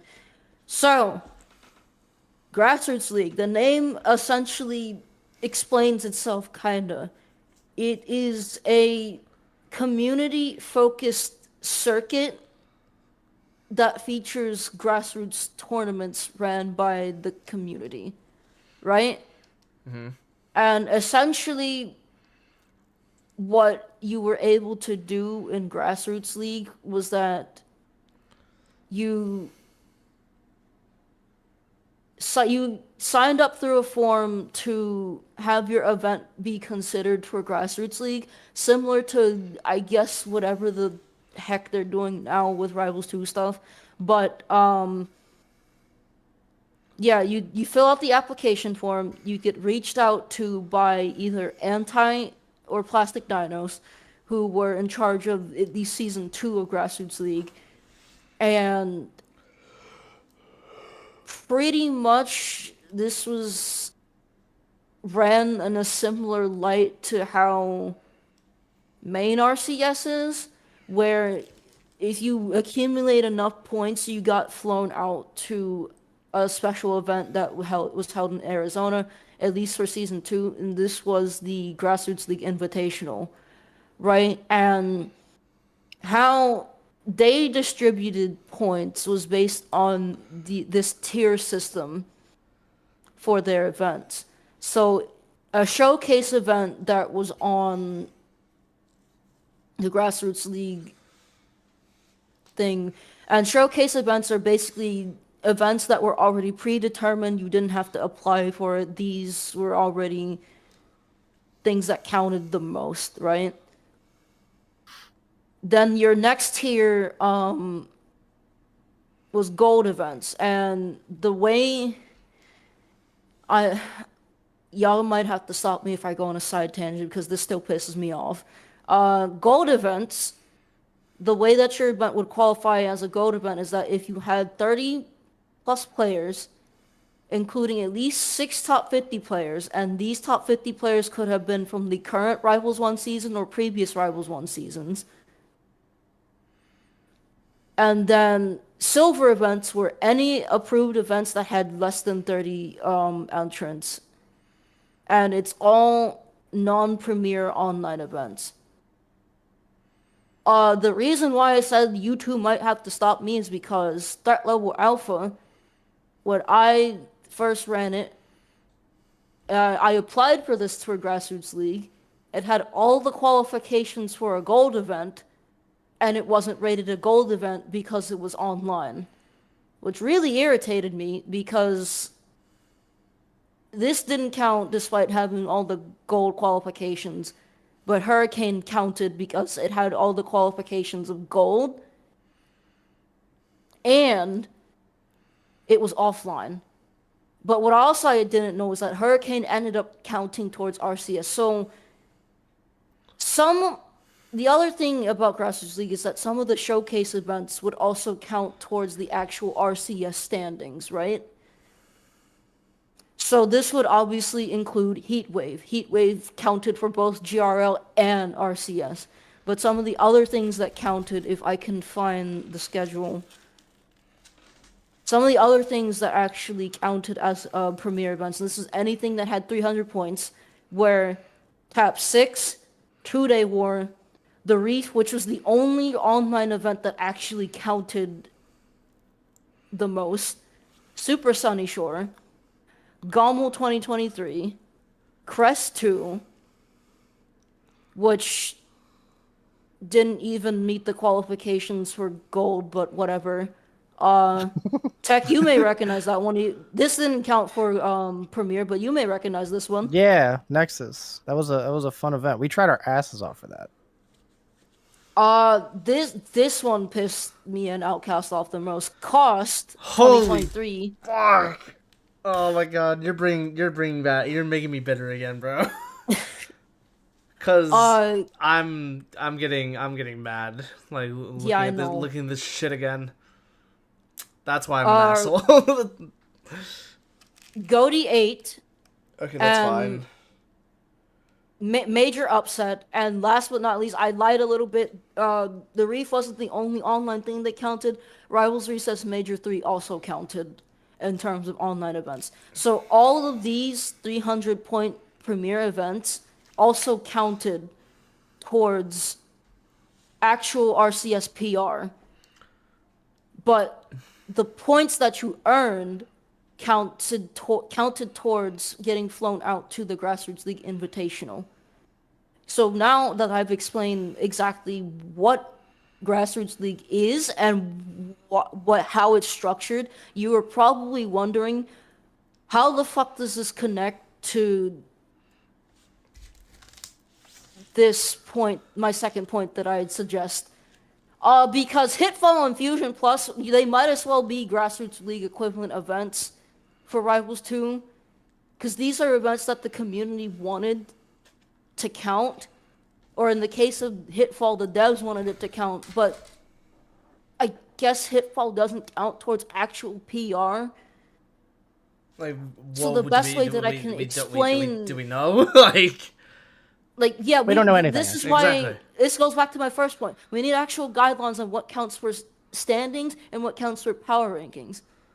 Because if we really wanted to for BC, if Black Bolt and Duo really wanted to go hard in the paint for advert, we could have probably there might have been a slim chance we got most of fucking Seattle, Washington, Oregon players to come over here and then make the shit count.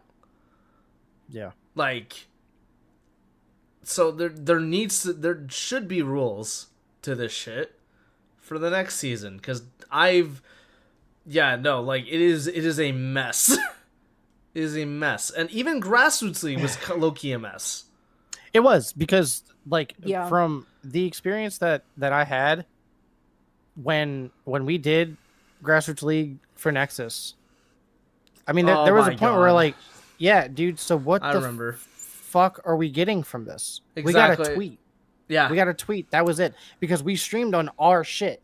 Mm-hmm. We didn't get access to the Rivals of Aether account. Not that we had like, you know, the right to or whatever. But I was just like, all right, cool. We got this thing, and it's like, oh yeah, we're gonna, like, these events are uplifted, and we just got a tweet. And, you know, for the record, every time we did like bigger offline events, this has nothing to do with Grassroots League. I always hit up SBS and I'm like, hey, is it cool if I get a couple skins? This is how many entrants we got, or we have right now. Like, I would ask him before, you know, the tournament would happen. And he's like, oh yeah, you know, y'all got 30 players. I'll give you 4 RCS championship skins. Just, you know, let me know which ones, and then you'll get them. And I'm like, all right, 6. And then we'd start the tournament. We'd be like, hey, here's the rules, blah blah blah. And then top 4, you guys receive, you know, a skin of your choice from the championship series skins. And that meant more than just getting the fucking tweet out from Grassroots League. Like, it just didn't make any fucking sense. No, but don't you see, Twitter is like paramount law. Like, it is yeah, like, you're right. It got us the date. It got the date changed. Honestly, dude, I gotta throw everything out. I gotta give up. So you see how dumb that sounds? Of like, why do we have to like collectively bitch? Yeah, right. Like for like on like for things to move, when it like could just be as simple as like tech DMing SBS to get like a com of anything. This type of like stuff that we've, you know, dealt with this past week with the HBox tournament and just other stuff in general that we've experienced throughout the season, it honestly feels like we're holding the devs' hands. And I'm sorry if that comes off rude, but that's how it feels. And dude, like, by the way, like, I always have to say this whenever we bitch a long time about it. Like, I love the devs. I would not have spent as much money that I have spent on this stupid fucking game if I didn't. It's a lot. Love you guys. It's a lot. I'm not gonna give the exact number, but I will say it's over $1,000. So that's how much love I have for the game.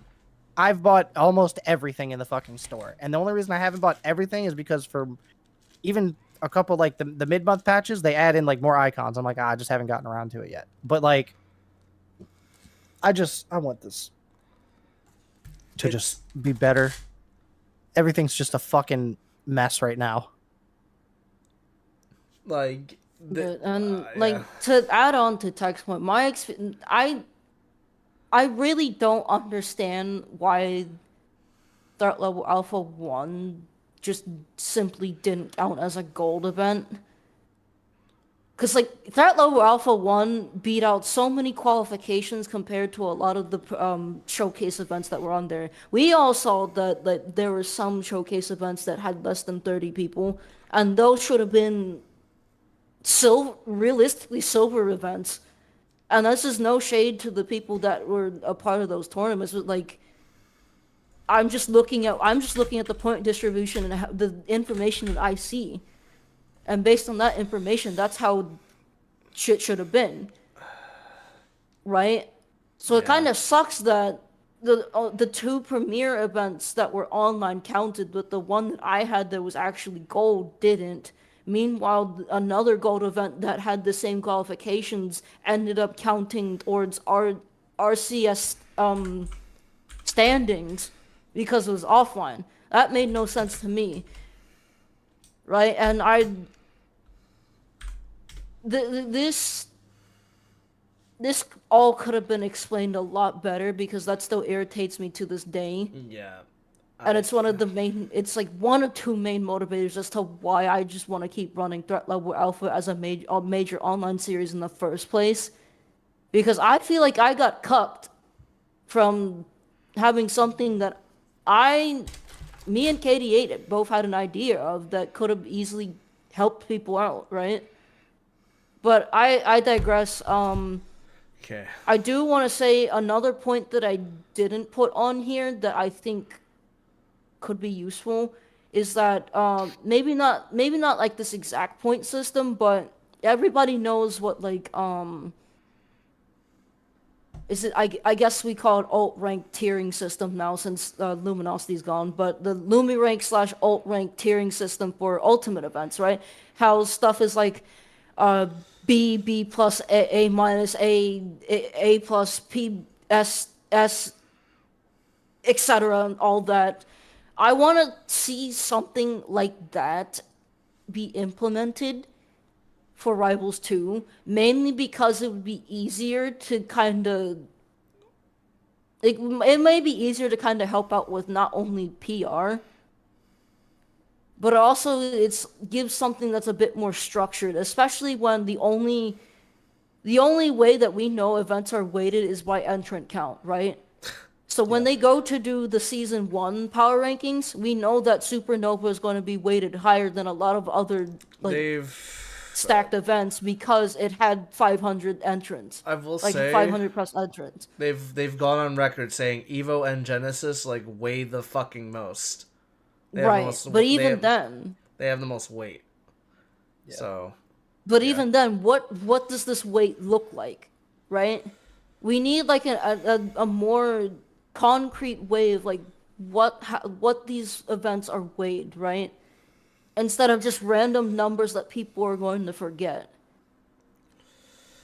Right? This is like so that's another point that I forgot to add on my suggestions list, but I want to see. It doesn't have to be exactly alt rank, but kind of something to like this vein with like GRL points. Not exactly like the point system, but something that's more like, okay, these are the showcase events.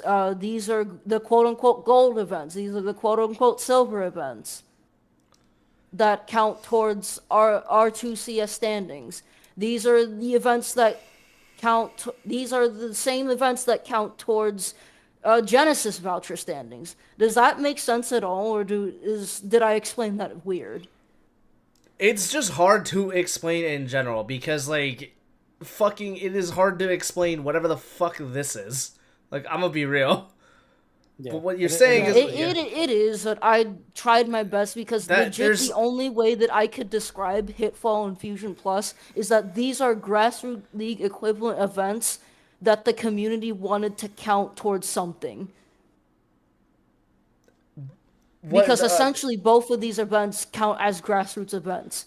The only other way I can explain it is like, all right, you got certain events that count towards the vouchers, which is like the shit they put on the calendar, and then this is where we need the guidelines of like other events that aren't part of the calendar but can count. And like let's say Fusion Plus and Hitfall do that, they count towards like the PR standings. They don't count towards Genesis. So it counts towards a player's overall performance, so to speak. And here are the guidelines that you can follow to make for your event for it to count. So it's like a combination of like season 8 and season 7. Season 7, it's like everything fucking counted after a certain threshold. More so after a certain event, but I digress. Oh lord. Okay. Anyways, some of these are self-explanatory. The shit that's like in bolded and in all capitalized, that is self-explanatory.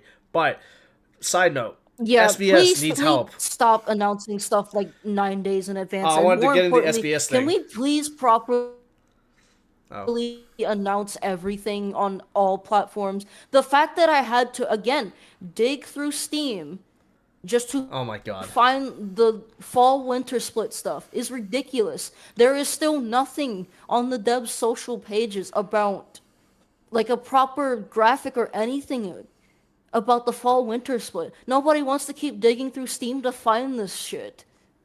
No, but don't you see? Nobody wants to do that at all. And we need stuff to be announced at least a month in advance. I will say this right now. I'm gonna bring this up again.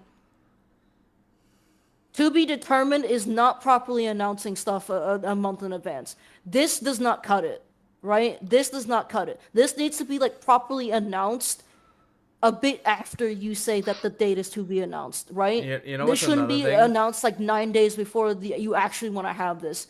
This shit does not cut it. I don't want to see anybody saying that, oh, well, they told us that there's going to be an online event in this month. Well, guess what? That didn't happen with October, so we can't really rely on that anymore. Yeah, you know what? I don't want to see it'd be date cool. to be announced. I want to see date to be announced, and then once you decide on an actual date that works the best, actually update that. Actually put that somewhere.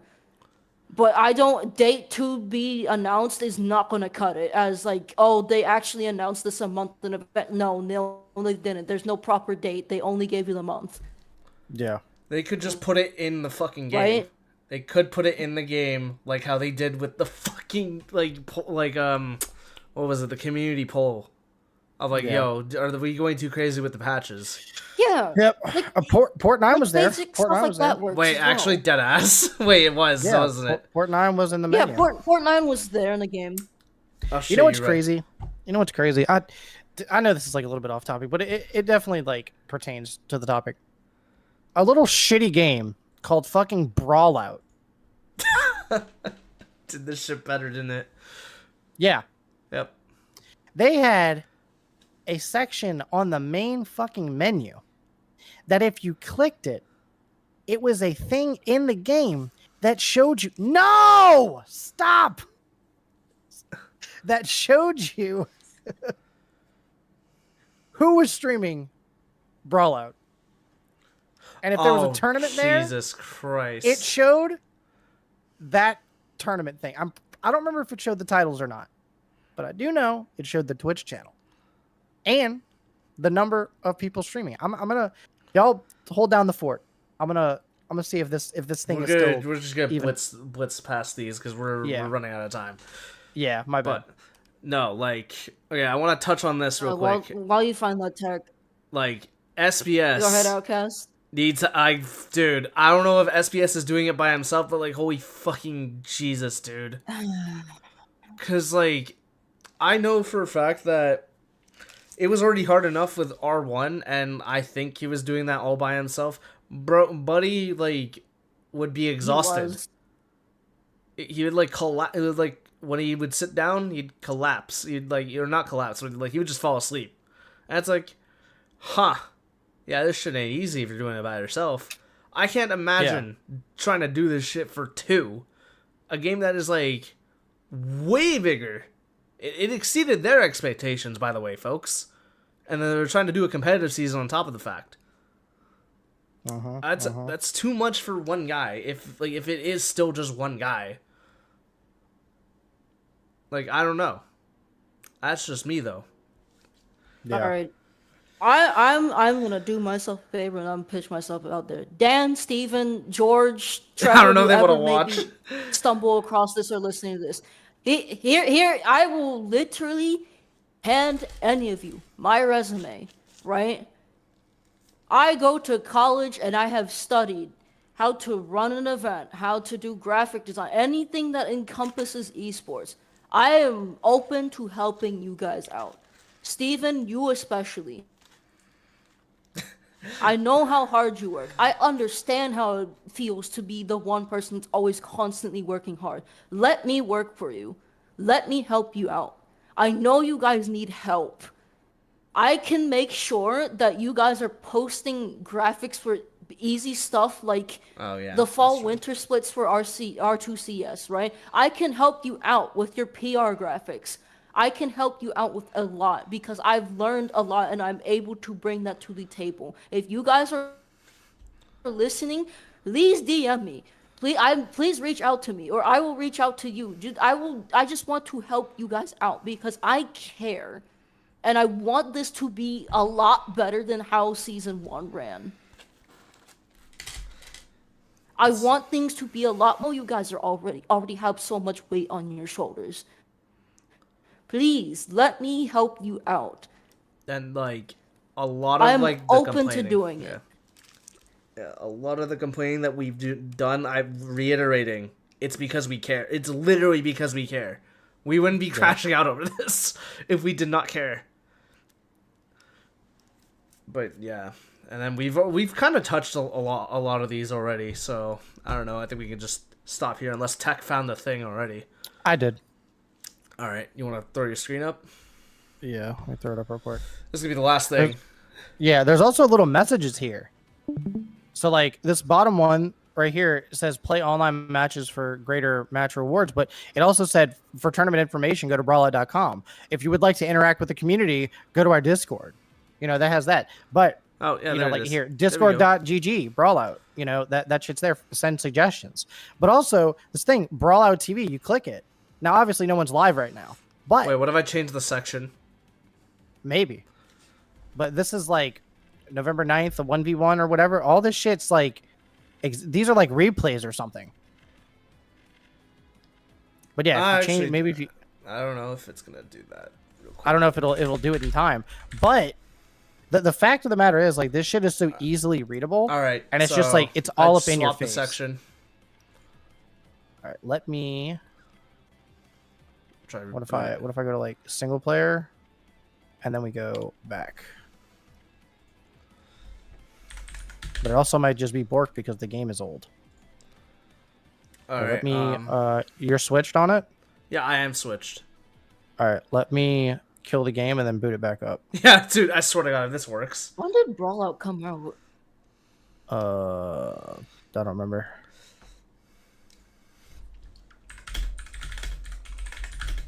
If this works, is actually pretty insane.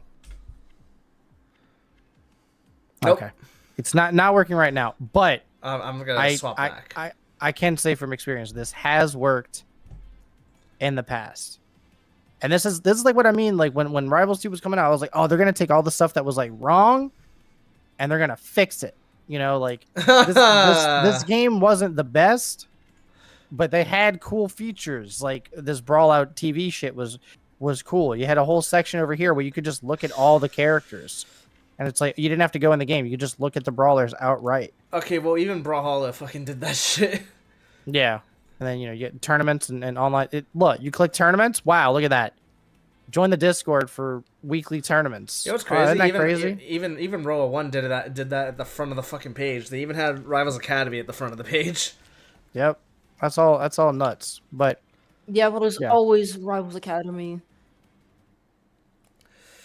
So I think that's gonna be. I think it's a fucking good way to end it out on Rivals 2 podcast talking about Brawlout. Yeah, we should have a week where we talk about niche plat fighters and have like Brawlout and have someone else from whatever. Oh my God. Okay, we'll have take questions. Yeah, we'll have Brawlout. Well, I think I'm still in the server. We'll get somebody from there. We'll get Cyan for Bam Bam Boom. Oh my God. We'll get you're gonna need an outfit. You're gonna need an outfit for Obobo, yep. bro. Yep. And then we'll get a something for icons. I don't fucking know. I guess you leave the call and then you for icons and then goof for Rush Rev. Yeah. Anyway, questions. Getting a little off topic, but you guys got any questions? We'll answer them last couple minutes of the again. Who like, dude, we're gonna need a question that can beat fucking Claren daughter or Rado son. That shit is still the top. That's still the top question right now. Like, if there's still anybody in chat, because otherwise I am gonna kill the YouTube stream.